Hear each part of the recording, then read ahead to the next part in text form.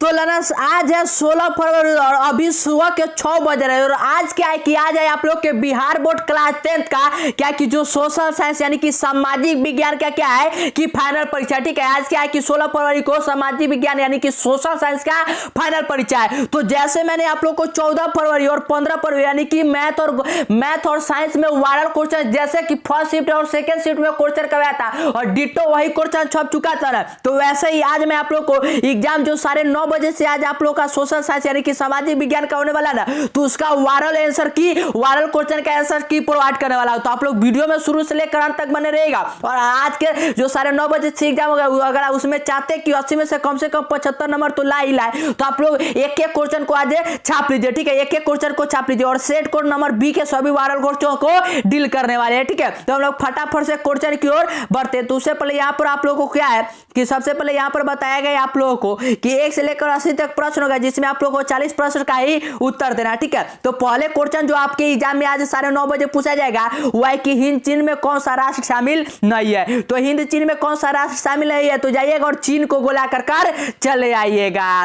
Question number 2 जो 9:30 बजे पूछा जाएगा वह है कि वियना कांग्रेस कब हुआ था। तो वियना कांग्रेस कब हुआ था, तो याद रखिएगा कि वियना कांग्रेस 1815 में हुआ था। क्वेश्चन नंबर 3 जो 9:30 बजे पूछा जाएगा ना, वह कि भारत में गदर पार्टी की स्थापना किसने की। तो याद रखिए कि लाला हरदयाल ने करते हैं। क्वेश्चन नंबर 4 जो आपके 9:30 बजे से एग्जाम में पूछा जाएगा वह कि द्वितीय महायुद्ध के बाद यूरोप में किस संस्था का उदय आर्थिक दुष्प्रभाव को समाप्त करने के लिए हुआ था। तो किसका उदय हुआ था, तो याद रखिएगा कि नाटो का उदय हुआ था। क्वेश्चन नंबर 5 जो 9:30 बजे पूछा जाएगा वह कि नरोत्तम सियानुक किस देश के शासक थे। तो वह किस देश के शासक थे, तो याद रखिएगा कि वह थाईलैंड के शासक थे। क्वेश्चन नंबर 6 जो आपके 9:30 बजे से एग्जाम में पूछा जाएगा वह कि वाष्प चलित इंजन का आविष्कार किसने किया। तो वाष्प चलित इंजन का आविष्कार किसने किया, तो अब्राहम डार्विन ने किया है। क्वेश्चन नंबर 7 जो आपके एग्जाम में पूछा जाएगा 9:30 बजे से वह कि Tata iron and steel company की स्थापना की गई। तो Tata iron and steel company की स्थापना 1907 में हुआ था। तो जाइएगा और 7 के बी को गोला कर चले आइएगा। क्वेश्चन नंबर 8 जो आज आपके एग्जाम में पूछा जाएगा वह कि गोलघर कहाँ स्थित है। तो ये तो बच्चे को मालूम है कि हमारे बिहार की राजधानी कहाँ है, पटना, और पटना में ही गोलघर है। तो जाइएगा और पटना को गोला कर चले आइएगा। क्वेश्चन नंबर 9 जो 9:30 बजे से पूछा जाएगा वह कि किस अमेरिका राष्ट्रपति ने न्यू डील लागू किया था। तो कौन लागू करता है, तो याद रखिए कि एफडी रूजवेल्ट करते हैं। क्वेश्चन नंबर 10 जो पूछा गया है वह कि नेपोलियन संहिता किस वर्ष लागू किया गया। तो नेपोलियन संहिता आप लोग याद रखिएगा कि 1801 में लागू किया गया। क्वेश्चन नंबर 11 जो आपके एग्जाम में पूछा गया है वह कि फ्रैंकफर्ट की संधि कब हुई। तो फ्रैंकफर्ट की संधि आ जाइएगा और 9:30 बजे से, और जैसे एग्जाम का पेपर मिले ना 1871 को गोला कर दीजिएगा। क्वेश्चन नंबर 12 जो आपके एग्जाम में पूछा गया है वह कि कार्ल मार्क्स का जन्म कहां हुआ था। तो कार्ल मार्क्स का जन्म कहां हुआ था, तो जाइएगा और जहां पर आप लोग को जर्मनी मिले ना उसे गोला कर चले आइएगा। क्वेश्चन नंबर 13 जो आपके एग्जाम में पूछा गया ना वह 1991 में कौन वो अस्तित्व में आया। तो याद रखिए कि गेट आया था अस्तित्व में। क्वेश्चन नंबर 14 जो आपके एग्जाम में पूछा गया है वह कि इन आर्थिक क्रिया में कौन प्राथमिक क्षेत्र से संबंधित है। तो प्राथमिक क्षेत्र क्या होता है कि वह होता है कृषि से। तो कृषि से कौन सा संबंधित है, तो सिंपल 14 का जाइएगा। ठीक है आप लोग, और मत्स्य पालन को गोला कर चले आइएगा। क्वेश्चन नंबर 15 जो आपके एग्जाम में पूछा गया है वह कि जमशेदपुर, दुर्गापुर, भिलाई और सलेम किस उद्योग का केंद्र है। ठीक है, तो ये जाइएगा और जहां पर आप लोग को मिले ना सीमेंट उसे गोला कर चले आइएगा। क्वेश्चन नंबर 16 की ओर बढ़ते, तो 16 क्या है कि प्रति व्यक्ति आय का आज से क्या है, तो इसका आज से क्या होता है कि राष्ट्रीय आय होता है। तो राइट आंसर सी हो जाएगा। तो क्वेश्चन नंबर 17 की ओर, तो 17 नंबर जो क्वेश्चन 9:30 बजे से पूछा जाएगा ना वह है कि राष्ट्रीय विकास परिषद का गठन कब हुआ था। तो जाइएगा और जहां पर आप लोग को 1952 मिले ना उसे गोला कर चले आइएगा। क्वेश्चन नंबर 18 जो आज पूछा जाएगा वह है कि बांग्लादेश की मुद्रा क्या है। ये तो इतना सिंपल क्वेश्चन पूछा गया है, ये बार बार मैंने बताया था और वही क्वेश्चन छप चुका है। तो बांग्लादेश की मुद्रा क्या होता है, तो भुट्टा का। तो जाइएगा और राइट आंसर डी को गोला कर चले आइएगा। क्वेश्चन नंबर 19 जो पूछा गया है वह कि राष्ट्रीय आय का अर्थ है। तो राष्ट्रीय आय का अर्थ क्या होता है? तो याद रखिएगा कि उत्पादनों के साधनों का आय। क्वेश्चन नंबर 20 की ओर बढ़ते तो 20 नंबर जो आपके एग्जाम में 9:30 से पूछा जाएगा ना, वह है कि भारत में उपभोक्ता संरक्षण कानून कब लागू हुआ था? तो कब लागू हुआ था? तो जाइएगा और जहां पर 1986 मिले ना उसे गोला कर चले आइएगा। जैसे मैंने आप लोग को 14 फरवरी और 15 फरवरी की एग्जाम में जो फर्स्ट और सेकंड सिटिंग का क्वेश्चन वायरल क्वेश्चन करवाया था वैसा छपा था, वैसे ही आज 9:30 से, ठीक है, 9:30 के आपके सोशल साइंस के एग्जाम में छपने वाला। तो एक एक क्वेश्चन को आप लोग याद करते चलिए और चैनल को सब्सक्राइब नहीं किए तो चैनल को सब्सक्राइब भी कर लीजिए। क्वेश्चन नंबर 21 जो 9:30 से पूछा जाएगा वो है कि भूमि विकास बैंक द्वारा किस प्रकार का ऋण दिया जाता है? तो जाइएगा और जहां पर आप लोग को अल्पकालीन मिले उसे गोला कर चले आइएगा।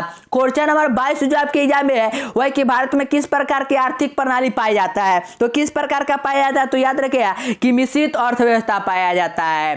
क्वेश्चन नंबर 23 जो आपके एग्जाम में पूछा जाएगा ना 9:30 से, वह कि नागार्जुन सागर परियोजना संबंधित है। तो यह किससे संबंधित है? तो यह कृष्णा से संबंधित है। क्वेश्चन नंबर 24 की ओर बढ़ते हैं तो क्वेश्चन नंबर 24 जो आपके एग्जाम में पूछा गया है वह कि 26 दिसंबर 2004 को विश्व का कौन सा भाग सुनामी से प्रभावित हुआ था? तो कौन सा भाग प्रभावित हुआ था? तो जाइएगा और पश्चिमी एशिया को गोला कर चले आइएगा।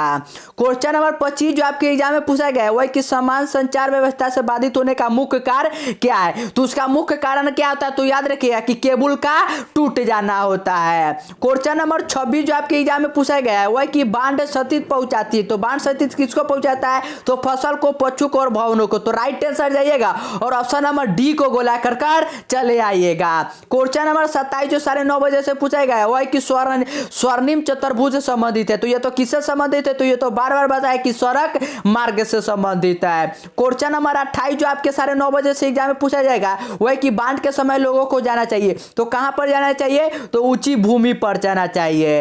क्वेश्चन नंबर 29 जो 9:30 से पूछा जाएगा वह कि निम्न में कौन क्षेत्रीय राजनीतिक दल है? तो क्षेत्रीय राजनीतिक दल कौन सा है? तो याद रखिए कि भारतीय कम्युनिस्ट पार्टी है। क्वेश्चन नंबर 30 जो पूछा जाएगा ना वह क्या है कि पंचायत के चुनाव कौन करवाता है? तो पंचायत का चुनाव कौन करवाता है? तो राज्य चुनाव आयोग। तो राइट आंसर सी हो जाएगा। क्वेश्चन नंबर 31 जो आपके एग्जाम में पूछा जाएगा ना 9:30 से वह कि भारत के किस राज्य से पंचायती राज की शुरुआत हुआ था? तो सबसे पहले पंचायती राज कहां पर लागू हुआ था? तो राजस्थान में। तो राइट आंसर डी हो जाएगा।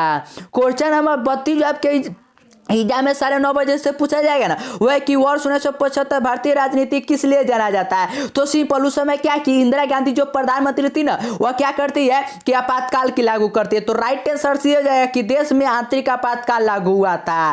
क्वेश्चन नंबर 33 जो आपके एग्जाम में पूछा गया है ना वो पूछा जाएगा 9:30 से वह कि तारी विद्रोह किस प्रांत से शुरू हुआ था? तो तारी विद्रोह याद रखिएगा कि आंध्र प्रदेश से शुरू हुआ था। क्वेश्चन नंबर 34 जो पूछा जाएगा ना वह कि धर्म के समुदाय का मुख्य आधार कौन मानता है? तो धर्म को समुदाय को मुख्य आधार कौन मानता है? तो 34 का जाइएगा और सांप्रदायिक यानी कि ऑप्शन नंबर ए को गोला कर चले आइएगा। क्वेश्चन नंबर 35 जो आपके एग्जाम में पूछा जाएगा वह कि सत्ता में साझेदारी सही है क्योंकि सत्ता में साझेदारी सही है क्योंकि इसका कारण क्या है? तो याद रखिए कि फैसले लेने में देरी करवाता है। क्वेश्चन नंबर 36 जो आपके एग्जाम में पूछा गया ना वह कि नेपाल में सप्तदलीय गठबंधन का मुख्य उद्देश्य क्या है? तो इसका मुख्य उद्देश्य क्या था? तो याद रखिएगा कि वहां पर लोकतंत्र की स्थापना करना था। क्वेश्चन नंबर 37 जो आपके 9:30 से एग्जाम में पूछा जाएगा वह कि भारत के इन राज्यों में कौन कोयले का सबसे बड़ा उत्पादक है? तो कोयला का सबसे बड़ा उत्पादक कौन सा है? तो जाइएगा और जहां पर छत्तीसगढ़ मिले ना उसे गोला कर चले आइएगा। क्वेश्चन नंबर 38 जो आपके 9:30 से एग्जाम में पूछा जाएगा वह कि सौर ऊर्जा के उत्पादन के लिए सर्वाधिक उपयुक्त राज्य है। तो सौर ऊर्जा के उत्पादन के लिए राजस्थान है। क्वेश्चन नंबर 39 जो आपके एग्जाम में पूछा जाएगा वह कि बिहार की पहली नदी घाटी परियोजना कौन है? तो बिहार के सबसे पहली नदी घाटी परियोजना याद रखिएगा कि जो सोन नदी है ना वही है। तो राइट आंसर डी हो जाएगा सोन नदी घाटी परियोजना।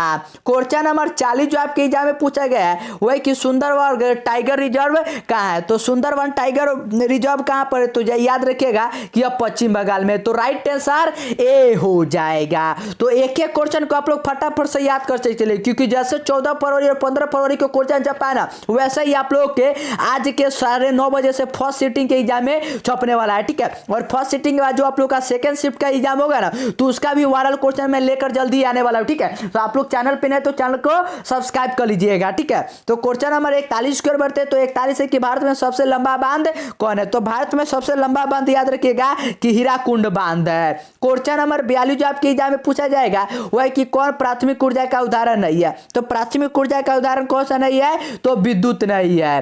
क्वेश्चन नंबर 43 जो आपके एग्जाम में पूछा जाएगा ना, वह कि पूर्व मध्य रेल का मुख्यालय कहां पर है, तो इसका मुख्य रेल का उदाहरण याद रखिएगा कि हाजीपुर में है।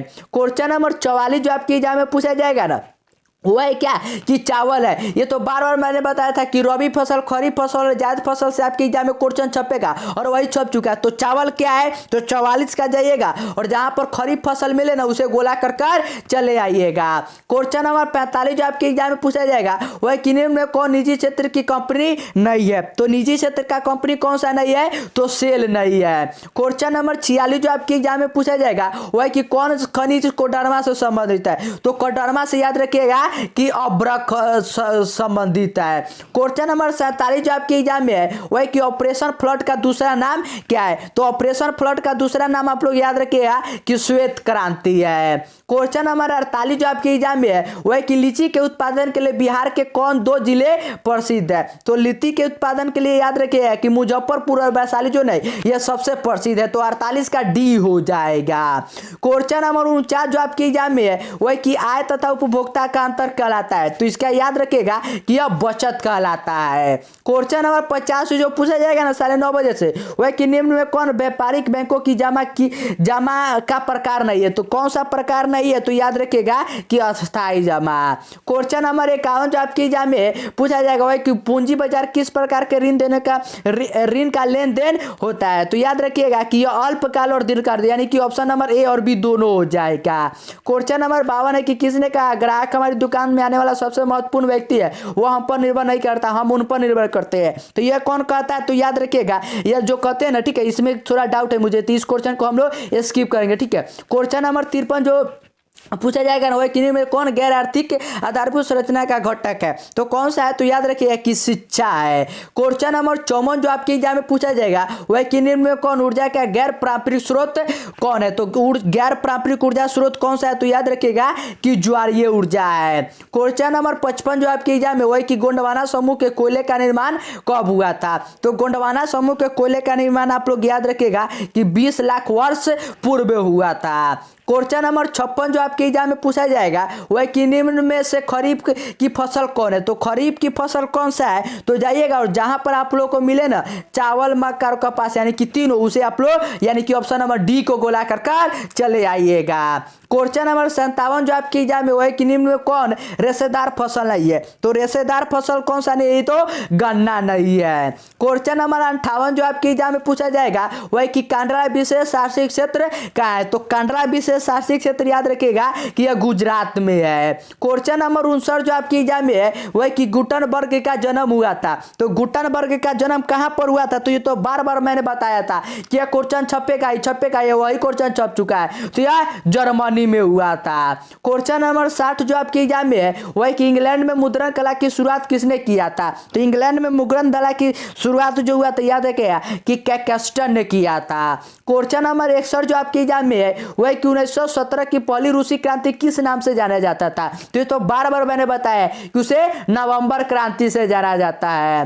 क्वेश्चन नंबर 62 जो आपके एग्जाम में है वह कि लाल सेना का गठन किसने किया था, तो लाल सेना का गठन किसने किया था, तो जाइएगा और जहां पर ट्रॉट्स्की मिले उसे गोला कर चले आइएगा। क्वेश्चन नंबर 63 जो आज 9:30 बजे से पूछा जाएगा वह कि ऑल इंडिया मुस्लिम लीग की स्थापना कब हुआ था, तो इसका याद रखिएगा कि 1906 में हुआ था। क्वेश्चन नंबर 64 जो आपके पूछा जाएगा ना 9:30 बजे से एग्जाम में वह कि तख्त श्री हरमंदिर जी साहिबा कहाँ स्थित है, तो यह कहाँ पर स्थित है, तो याद रखिएगा कि अमृतसर में स्थित है। क्वेश्चन नंबर 65 जो आपके 9:30 बजे से एग्जाम में पूछा जाएगा वह किसी सिपाही विद्रोह कब हुआ था। तो सिपाही विद्रोह याद रखिएगा कि 1800 जो है ना, ये 1857 में हुआ था। क्वेश्चन नंबर 66 जो आपके एग्जाम में पूछा जाएगा 9:30 बजे से वह कि श्वेत क्रांति का सर्वप्रथम संबंध अर्थव्यवस्था के किस क्षेत्र से है। तो श्वेत क्रांति का किस क्षेत्र से है, तो सिंपल जाइएगा और प्राथमिक क्षेत्र को गोला कर चले आइएगा। क्वेश्चन नंबर 67 जो आपके एग्जाम में है वह कि बिहार दिवस कब मनाया जाता है। तो बिहार दिवस कब मनाया जाता है, तो याद रखिएगा कि हमारे बिहार का जो दिवस मनाया जाता है यह 22 मार्च को मनाया जाता है। तो जाइएगा 9:30 बजे से और जैसे ही क्वेश्चन पेपर मिले ना ऑप्शन नंबर 20 67 के गोला कर चले आइएगा। क्वेश्चन नंबर 68 जो आपके एग्जाम में पूछा जाएगा वह कि सबसे बड़ा पशु मेला का आयोजन किया जाता है। तो सबसे बड़ा पशु मेला कहां पर होता है, तो सभी जानते हैं कि सोनपुर का मेला। तो राइट आंसर ए हो जाएगा जो मेरा शहर भी है। क्वेश्चन नंबर 69 जो आपके एग्जाम में है ना वही क्या कि सासाराम में किस ऐतिहासिक शासक का मकबरा स्थित है। तो किसका है मकबरा, तो याद रखिए कि शेरशाह सूरी का है। क्वेश्चन नंबर 70 जो आपके एग्जाम में है वही कि फ्लाइंग शटल मशीन का आविष्कार किसने किया। तो फ्लाइंग शटल मशीन इसका जो मशीन का निर्माण किया था यह जॉनके ने किया था। 70 के राइट आंसर बी को गोला कर दीजिएगा। क्वेश्चन नंबर 71 जो आपके एग्जाम में पूछा जाएगा ना वही कि दुर्गापुर स्टील प्लांट किस राज्य में है। तो दुर्गापुर स्टील प्लांट आप लोग याद रखिएगा कि यह पश्चिम बंगाल में। तो 71 का ऑप्शन नंबर सी को गोला कर दीजिएगा। क्वेश्चन नंबर 72 जो आपके एग्जाम में पूछा जाएगा ना वह कि सेडान युद्ध कब हुआ। तो सेडान युद्ध कब हुआ था, तो याद रखिएगा कि 1870 में हुआ था। क्वेश्चन नंबर 73 जो आपके एग्जाम में है वह कि हिगेल कौन था। तो हिगेल कौन था, तो याद रखिएगा कि हिगेल दार्शनिक था। क्वेश्चन नंबर 74 जो आपके एग्जाम में है वह कि मार्च 1976 में फ्रांस में वियतनाम के बीच होने वाले समझौता किस नाम से जाना जाता है। तो याद रखिएगा कि उसे जो जाना जाता है ना वह हनोई समझौता के रूप में जाना जाता है। क्वेश्चन नंबर 75 जो आपके एग्जाम में है वह कि बंगाल विभाजन कब निरस्त हुआ। तो बंगाल विभाजन को कब वापस लिया गया, तो याद रखिएगा कि 1911 में। क्वेश्चन नंबर 76 जो आपके एग्जाम में है वह कि किस भूकंपीय तरंग की गहनता सबसे कम होती है। तो कौन सा भूकंप की गहनता सबसे कम होता है, तो जाइएगा और जो पी तरंग मिले ना उसे गोला कर चले आइएगा। क्वेश्चन नंबर 77 जो आपके एग्जाम में है वह कि कुल जल का कितना प्रतिशत भाग महासागरों में है। तो कितना प्रतिशत महासागरों में है, तो जाइएगा और जो 97% मिले ना उसे गोला कर चले आइएगा। क्वेश्चन नंबर 78 यानी कि 78 जो आपके एग्जाम में है वह कि बिहार के किस नदी पर नदी घाटी परियोजना नहीं है। तो कौन सी नदी घाटी पर नहीं है, तो कोसी नदी पर। तो राइट आंसर सी हो जाएगा। क्वेश्चन नंबर 79 जो आपके एग्जाम में है वह कि गेहूं फसल है। तो गेहूं फसल क्या है, तो गेहूं फसल याद रखिएगा कि यह रबी फसल है। क्वेश्चन नंबर 80 जो आपके एग्जाम में पूछा गया है वह कि बलवंत राय मेहता समिति का संबंध किससे है। तो बलवंत राय मेहता समिति क्या करता है कि पंचायती राज व्यवस्था को लाता है। तो right answer option number B हो जाएगा। तो आज 9:30 बजे से जो फर्स्ट शिफ्ट में आप लोग का सोशल साइंस का जो 80 प्रश्न पूछा जाएगा ना वो 80 के 80 सभी वायरल क्वेश्चन के आंसर की को मैंने आप लोग को प्रोवाइड कर दिया। ठीक है, तो एक एक क्वेश्चन को आप लोग रट लीजिए। ठीक है, ताकि यह क्या है कि जब आप लोग 9:30 बजे से एग्जाम में बैठिएगा तो डिटो यही सब प्रश्न छपे रहेंगे। तो उस समय आप लोग को रुकना है, सीधा आंसर को टिक मार के आना। ठीक है, और ये सेट कोड नंबर कौन सा है, तो बी था। जो आप लोग को मिले ए मिले डी मिले सी मिले उसमें पहले क्वेश्चन मिलाइएगा उसके बाद आंसर को टिक मार कर चले आइएगा। ठीक है, तो अब लोग क्या करते हैं कि लॉन्ग क्वेश्चन क्यों बढ़ते हैं, सब्जेक्टिव क्वेश्चन क्यों बढ़ते हैं। ठीक है, तो पहले क्या है कि इतिहास में जिसमें 1 से लेकर 100 तक प्रश्न होगा 6 तक, जिसमें 3 प्रश्न का ही उत्तर देना है। ठीक है, यहाँ पर 3 गुणे 6 करिएगा तो 6 हो जाएगा। पहला प्रश्न है कि राष्ट्रवाद को परिभाषित कीजिए। राष्ट्रवाद को आप लोग को परिभाषित करना है। क्वेश्चन नंबर 2 है क्या कि क्रांति से पूर्वी रूसी किसानों की स्थिति कैसी थी। तीसरा है कि दांडी यात्रा का उद्देश्य क्या था। चौथा है गुटनबर्ग ने मुद्रण यंत्र का विकास कैसे किया। पांचवा है कि भूमंडलीकरण को परिभाषित करें। और क्वेश्चन नंबर 6 है कि all India trade union Congress की स्थापना क्यों हुई थी। ठीक है, तो इसको आप लोग को बताना। तो 6 क्वेश्चन में से जो भी 3 क्वेश्चन आप लोग को याद हो, जैसे कि दांडी यात्रा, राष्ट्रवाद और इसमें आप लोग बता सकते हैं कि भूमंडलीकरण, या तीनों या ऑल इंडिया, इस सब को 3 क्वेश्चन जो आप लोग को याद हो उसे आप लोग लिख दीजिएगा। तो अगले क्वेश्चन की ओर तो क्या है कि इसके इतिहास का आप लोग का लॉन्ग क्वेश्चन जो 4 नंबर का आता है ना वो 7 नंबर है कि उपनिवेशवाद से आप क्या समझते हैं, किस प्रकार के औद्योगिकीकरण में उपनिवेशवाद का जन्म दिया है। 8 नंबर है कि रूसी क्रांति के कारणों का विवेचना करना। ठीक है, इसमें 7 और 8 2 प्रश्न है जिसमें सिर्फ एक प्रश्न का उत्तर देना है जो 4 4 नंबर का। तो जो भी इसमें से आप लोग को याद हो या जो याद कर सकते हैं उसे आप लोग लिख दीजिएगा। क्वेश्चन नंबर जो अगला जो पूछा जाएगा ना वो है कि पॉलिटिकल साइंस यानी कि राजनीतिक विज्ञान के। तो 9 नंबर में क्या है कि बिहार में छात्र आंदोलन का प्रमुख कारण क्या था, ठीक है। तो इसमें बताना है कि छात्र का क्या था। 10वां है कि सांप्रदायिकता और धर्म के निरपेक्षता में क्या अंतर है। 11वां है कि ग्राम पंचायत के 2 कार्य लिखना है और 12 है कि सत्ता की साझेदारी से आप लोग क्या समझते हैं। तो इसमें आप लोग को बताना है, ठीक है। तो इसमें क्या है कि सिर्फ आप लोग को 4 में से 2 प्रश्न का उत्तर देना है। तो दो प्रश्न आप लोग को याद हो उसे आप लोग क्या करिएगा कि लिख दीजिएगा। क्वेश्चन नंबर दीर्घ उत्तरीय प्रश्न जो है 13 नंबर वह कि गठबंधन की राजनीति कैसे लोकतंत्र को प्रभावित करता है। और 14 की भारत में जातिवाद पनपने की किन्हीं 4 कारणों का वर्णन करें। तो इसमें से जो भी आप लोग को एक क्वेश्चन हो वह 4 नंबर का क्वेश्चन उसे आप लोग लिख दीजिएगा। अर्थशास्त्र से क्वेश्चन की ओर बढ़ते हैं। तो इसमें क्या है कि इसमें आप लोग को 2 क्वेश्चन का आंसर देना है 4 क्वेश्चन में। तो 15 नंबर की अर्थव्यवस्था को परिभाषित करने, 16 की मौद्रिक प्रणाली क्या है, 17 की उदारीकरण को परिभाषित करें और 18 की वायु स्रोती को परिभाषित करने। तो 4 में से जो 2 प्रश्न आप लोग को याद हो उसे आप लोग एग्जाम में लिख दीजिएगा। अगर इसका दीर्घ क्वेश्चन की ओर बढ़ते हैं तो जिसमें 2 प्रश्न है जिसमें से एक प्रश्न का उत्तर देना है कि सहकारिता के महत्वपूर्ण तत्व क्या है, राज्य के विकास में इसकी भूमिका का वर्णन करना है, ठीक है। उसके बाद क्वेश्चन नंबर 20 जो है ना वह कि आर्थिक विकास क्या है, आर्थिक विकास का तथा आर्थिक वृद्धि में अंतर बताना है। और अगला क्या है कि भूगोल से क्वेश्चन पूछा जाएगा जिसमें 21 से 26 तक यानी कि इसमें 6 प्रश्न हो गया जिसमें आप लोग को 3 प्रश्न का उत्तर देना है। तो 21 नंबर है कि बिहार की प्रमुख नदी घाटी परियोजना का नाम लिखे। 22 है कि भारत की कृषि निर्मित से उत्पादकता के 2 कारण लिखना है। 23 नंबर की संसाधन को परिभाषित करना है। उसके बाद 24 नंबर जो क्वेश्चन है कि सतत विकास से आप क्या समझते हैं। 25 है कि वायु परिवहन की 2 विशेषता लिखना है और 26 है कि परमाणु शक्ति के 2 खनिजों की आवश्यकता होती है, ठीक है। तो इस प्रकार से 6 क्वेश्चन है जिसमें आप लोग को 3 प्रश्न का आंसर देना है। तो जो भी आप लोग को याद हो 3 उसे आप लोग लिख लीजिएगा। और इसके लॉन्ग क्वेश्चन की ओर बढ़ते तो लॉन्ग क्वेश्चन 27 और 28 है जिसमें से आप लोग को एक प्रश्न का उत्तर देना है कि मृदा संरक्षण पर संक्षिप्त टिप्पणी करना है और 28 है कि भारतीय अर्थव्यवस्था में परिवहन और संचार की महत्ता का वर्णन करना है। और अगला जो है ये तो सिंपल सा है कि डिजास्टर मैनेजमेंट मतलब कि आपदा प्रबंधन से कि 29 से 32 तक क्वेश्चन होगा जिसमें आप लोग को 2 क्वेश्चन का आंसर देना है कि सुनामी को परिभाषित करना है। तो सुनामी तो आप लोग जानते हैं कि क्या है कि जब समुद्र के अंदर भूकंप आता है तो सुनामी होता है। तो इसे आप लोगों को लिख देना है।